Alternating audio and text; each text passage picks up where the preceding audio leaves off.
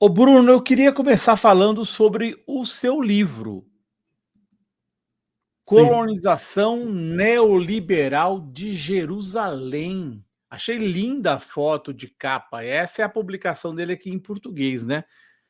Você pode fazer um resumo? Eu sei que é difícil fazer um resumo rápido, mas sobre o seu livro?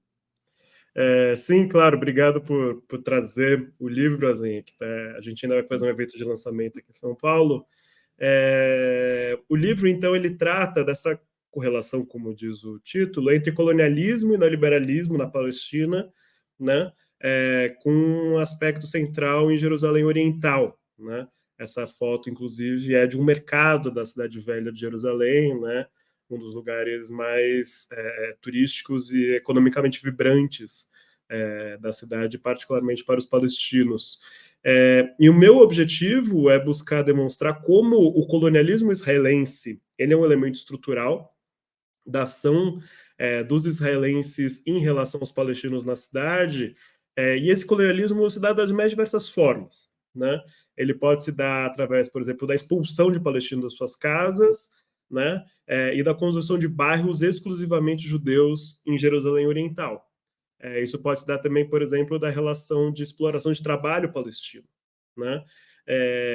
E o que eu busco demonstrar aqui é como esse fenômeno colonial, né, que é o argumento que é a forma pela qual o Estado e a sociedade israelense se relacionam com o território, o povo palestino, né, e essa relação é necessariamente uma colonial, né, que mesmo quando há sinais de inclusão, né, de parcelas da sociedade palestina, por exemplo, através de programa de capacitação empreendedora, que aí entra a dinâmica neoliberal, né? Porque eu busco entender como a dinâmica neoliberal ela normaliza a dinâmica colonial, né?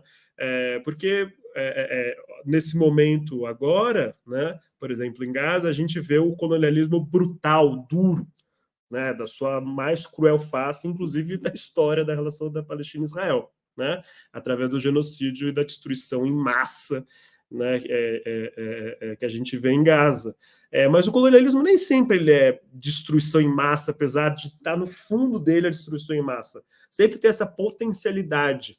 Mas muitas vezes o colonialismo também ele é um fenômeno mais suave, que busca, por exemplo, reconhecer a humanidade do colonizado, que busca reconhecer a sua potencialidade, que busca reconhecer, né, que ele pode ser bom para a sociedade colonial, né? Então, o que eu busco demonstrar é como o Estado de Israel, através da prefeitura de Jerusalém e de outros mecanismos governamentais e não governamentais, busca transformar o território, a população palestina de Jerusalém Oriental, a partir das necessidades do capital israelense, do capital global que existe ali em Jerusalém, em Israel de forma geral. Né? Então, por exemplo, um caso que eu estudo é como os programas de capacitação empreendedora para o mercado high-tech, né, que é representado como, por alguns como algo não colonial, ou algo que vai contra o colonialismo, né? Na verdade, é só o colonialismo atuando de uma forma mais soft, de uma forma mais suave, né? Porque a gente não está falando dos palestinos se autodeterminando quando eles têm uma autonomia, por exemplo, para escolher um emprego. O colonialismo que vai determinando as formas de como isso vai operando, né? A partir das suas necessidades. Né? E o empreendedor palestino no mercado high-tech, ele nunca vai ter a capacidade de concorrer com o empreendedor israelense. Ele sempre vai ser dependente. Né? Ou seja, é uma reprodução, é uma renovação das dinâmicas do colonialismo através da inclusão. Né? Mas a inclusão não significa uma ascensão, uma emancipação do palestino para ele ser igual ao israelense.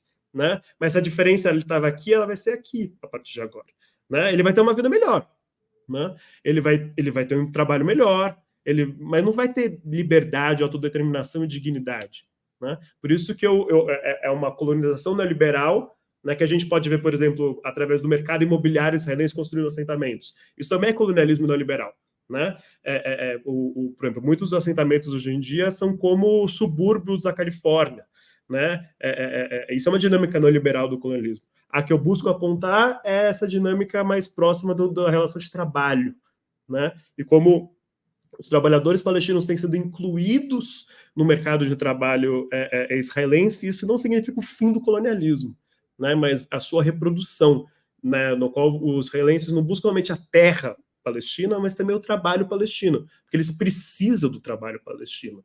Né, e isso eu busco demonstrar como isso muda um pouco algumas dinâmicas do colonialismo israelense, enfim, dentre algumas dinâmicas um pouco mais gerais, mas é um pouco isso. Né? Isso, por exemplo, vai acabando, vai destruindo a economia tradicional palestina, como essa imagem da capa. Né?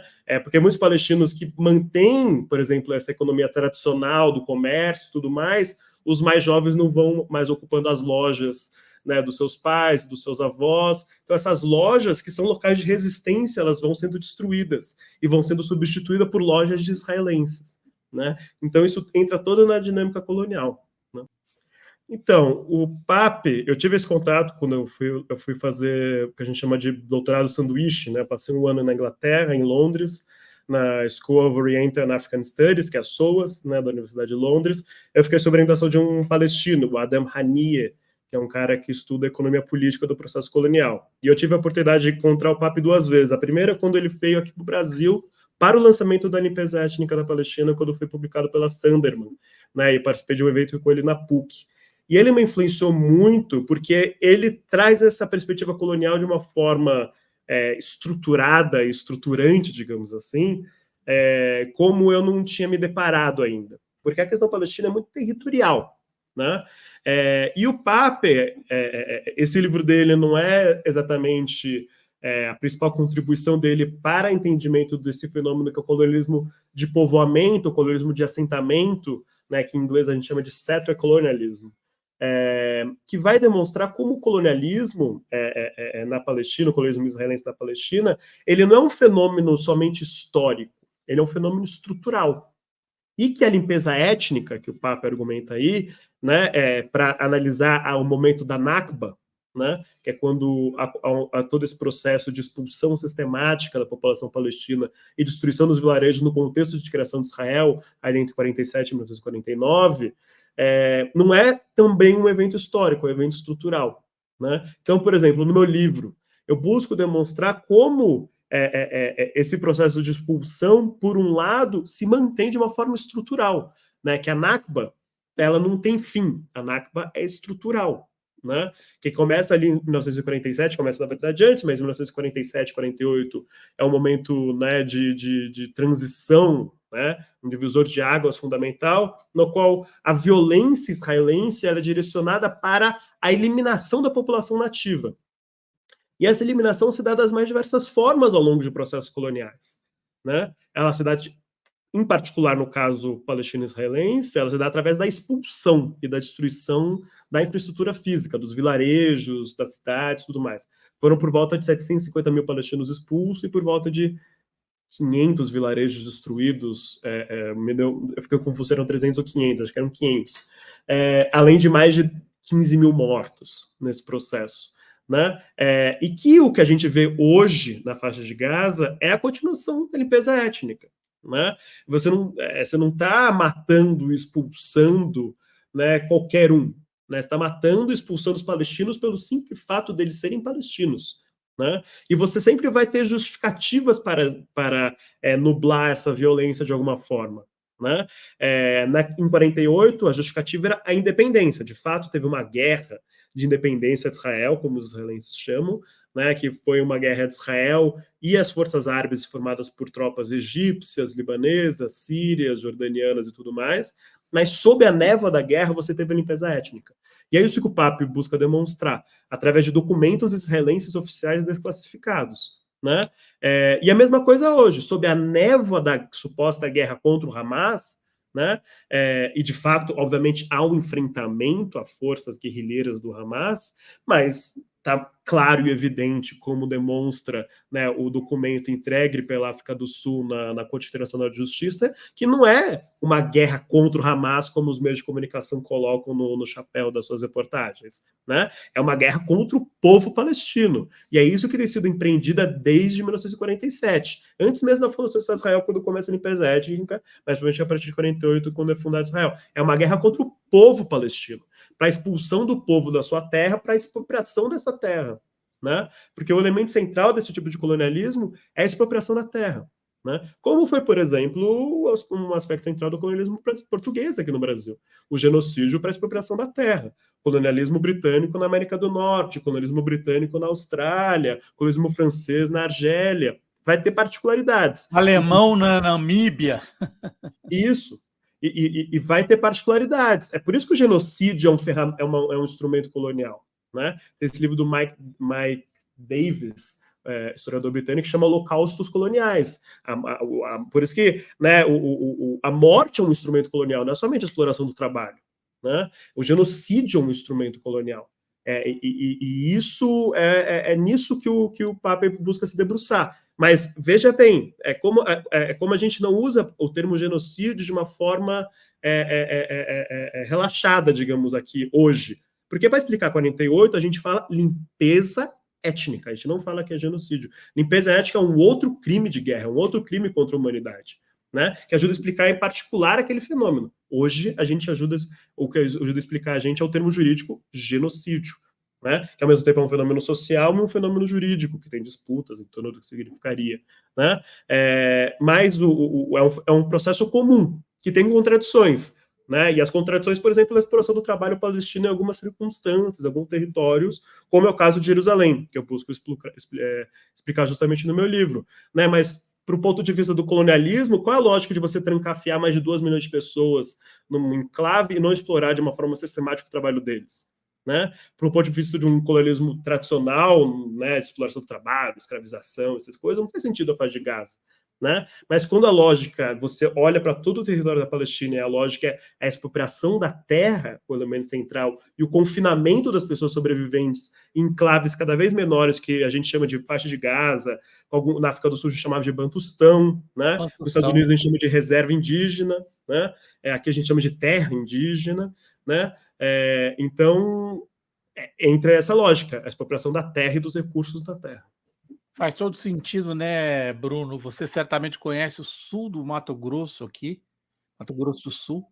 Tem reserva ali, no sul do Mato Grosso, em que você vê vários povos que foram distintos, de regiões distintas, eles foram empurrados e confinados, é onde teve uma grande mortandade de bebês, né?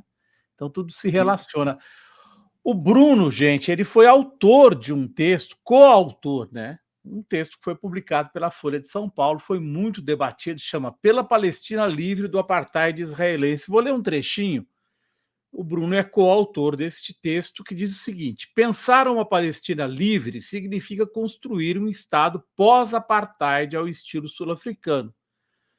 Significa construir condições para a reconciliação entre judeus e palestinos, não apenas pelo fim da ocupação, mas também na concessão de direitos iguais aos palestinos, cidadãos de Israel, do respeito ao direito de retorno dos refugiados palestinos e da restituição da terra e do trabalho palestinos roubados. Nas circunstâncias de hoje, você acha que esse Estado único, que eu também acho que, na minha opinião, Bruno, não tem mais 2 estados, isso virou os acordos os acordos de Oslo, para mim, são uma ficção. Então, você vê alguma possibilidade no momento que Israel começa a atacar Rafa?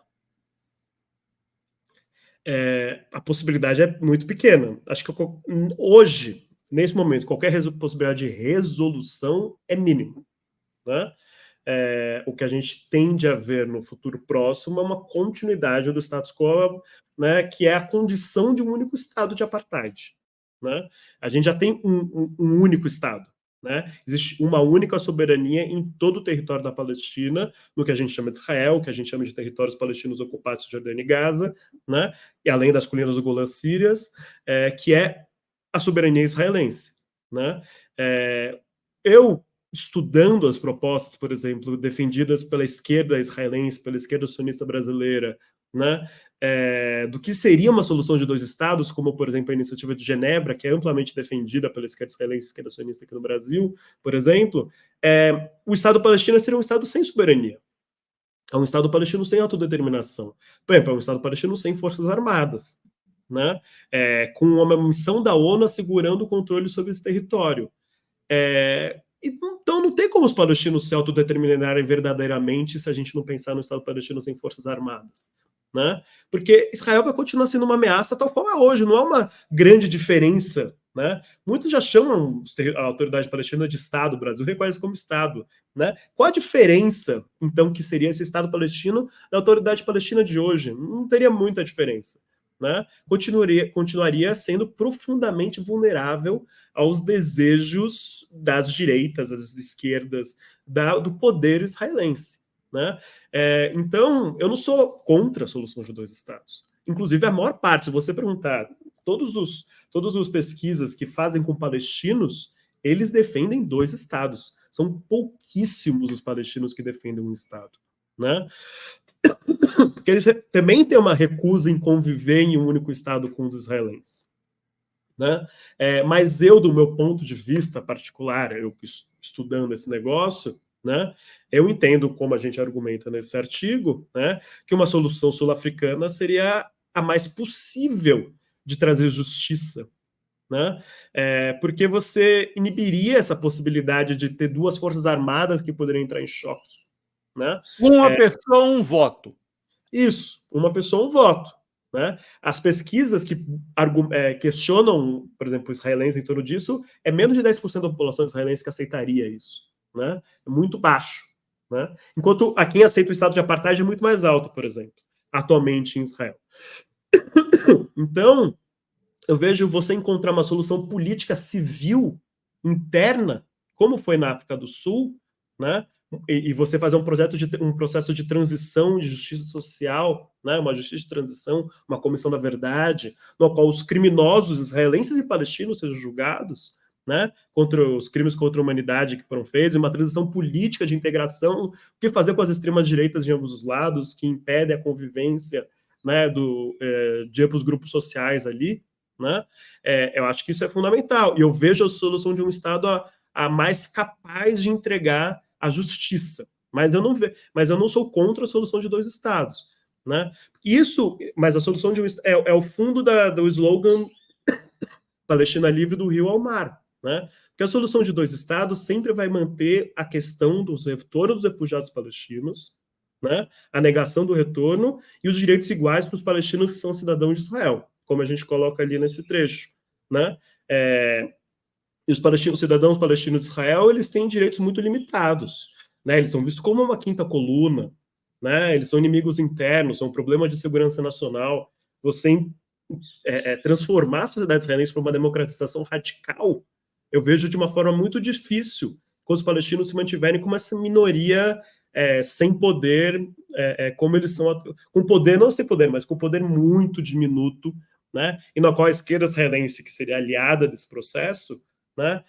Com poder muito diminuto, né? Eu vejo como uma congregação das forças palestinas e israelenses de uma forma geral, né? Como a possibilidade de você fazer uma transição política, né? Tal qual foi feita na África do Sul, com seus problemas. A África do Sul é cheia de problemas.